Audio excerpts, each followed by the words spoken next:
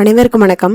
சிந்திக்க பிள்ளைங்க நிகழ்ச்சி மூலமாக மீண்டும் உங்கள் சந்திக்கல மிக மகிழ்ச்சி. இன்று பிறந்தநாள் காணும் அனைத்து நல்லுலகளுக்கும் பிறந்தநாள் வாழ்த்துக்கள். நம்ம அப்பாச்சி கதைகள் பார்த்துட்டு இருக்கோம் இல்லையா, அதில் அடுத்தது என்னன்னு பாருங்களேன். அறிவில் சிறந்தவர் யார்? அந்த ராயருடைய மனைவியான மகாராணிக்கு அந்த அப்பாஜியை மந்திரியாக நியமித்ததில் கொஞ்சம் கூட விருப்பமே இல்லையா. அதனால ஒரு திட்டம் போட்டாங்களாம்.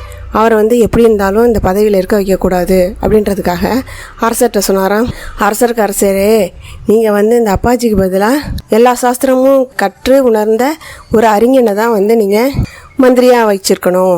அதுதான் உங்களுக்கு ரொம்ப நல்லது, நம்மளுடைய அரசாட்சிக்கும் அதுதான் சிறந்ததாக இருக்கும் அப்படின்னு சொன்னாங்களாம். சரி, நீ யாரை சொல்கிறியோ அது மாதிரி நான் அவங்கள நியமிக்கிறேன், வர சொல்லு அப்படின்னு சொன்னாங்களாம். ஒரு அறிஞரை அழைச்சிட்டு வந்தாங்களாம் மகாராணி. அவர் எல்லாத்துலேயும் சிறந்த வல்லவராக இருந்தாராம். சரி, அதுக்காக நம்ம 2 பேருக்கும் நாளைக்கு சபையில் ஒரு போட்டி வைப்போம். அந்த போட்டியில் யார் ஜெயிக்கிறாங்களோ அவங்கள நம்ம மந்திரியாக வைக்கலாம் அப்படின்னு சொல்லி முடிவு பண்ணியிருந்தாராம். அதுக்காக அடுத்த நாள் 2 பேரையும் அரசவைக்கு வர சொல்லியிருந்தாங்களாம். அரசவை என்ன ஆனிச்சு, அடுத்த நாள் கூடிச்சான். அப்போ மகாராணிக்கு பக்கத்தில் ராஜா உட்காந்துருந்தாராம். அந்த ராஜா 2 பேருக்கும் சோதனை வச்சாங்களாம். அதில் ஒரு கேள்வி கேட்டாங்களாம் இந்த சிறந்த விஞ்ஞானியான ஒரு புதுசாக வந்தவருக்கு. என்ன கேள்வி அப்படின்னா, நேத்தி அந்த புறத்தில் நானும் ராணியும் தனியாக இருக்கும்போது ஒருத்தன் என்னோட மார்பிளை எட்டி உதைச்சிட்டான், என்னோட முகத்தில் காரி துப்பிட்டான் அப்படின்னு சொன்னாங்களாம்.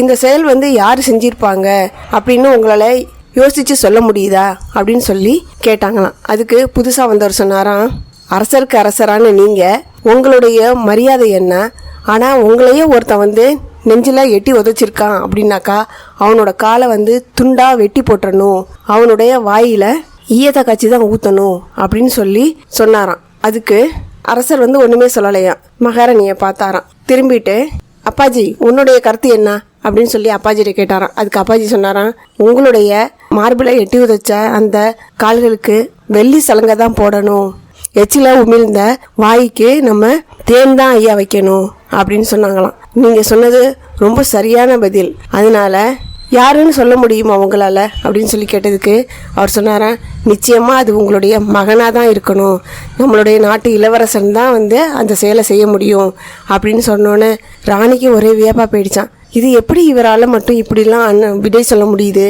அப்படின்னு சொல்லி கேட்டாங்களாம். அதுக்கு ஒரு அந்த புறத்தில் நீங்கள் 2 பேர் தனியாக இருக்கும்போது உங்களை தவிர வேறு யாருமே வர முடியாது, உங்களுடைய இளவரசன் மட்டும்தான் வர முடியும் அப்படின்னு சொல்லி சொன்னோன்னே எல்லாருக்குமே ஒரே ஆச்சரியப்பட்டு, சரி இனிமேல் நம்மளுடைய அரசவைக்கு சிறந்த அமைச்சர் யாருன்னா மந்திரியாகவும் இருக்கிறது நம்மளுடைய அப்பாஜி தான் அப்படின்னு சொல்லி சொன்னாங்களாம். இந்த அறிவில் சிறந்தவருக்கு எல்லாரும் பாராட்டு தெரிவித்தாங்களாம். இந்த கதை உங்களுக்கு பிடிச்சிருந்தா லைக் பண்ணுங்கள், ஷேர் பண்ணுங்கள்.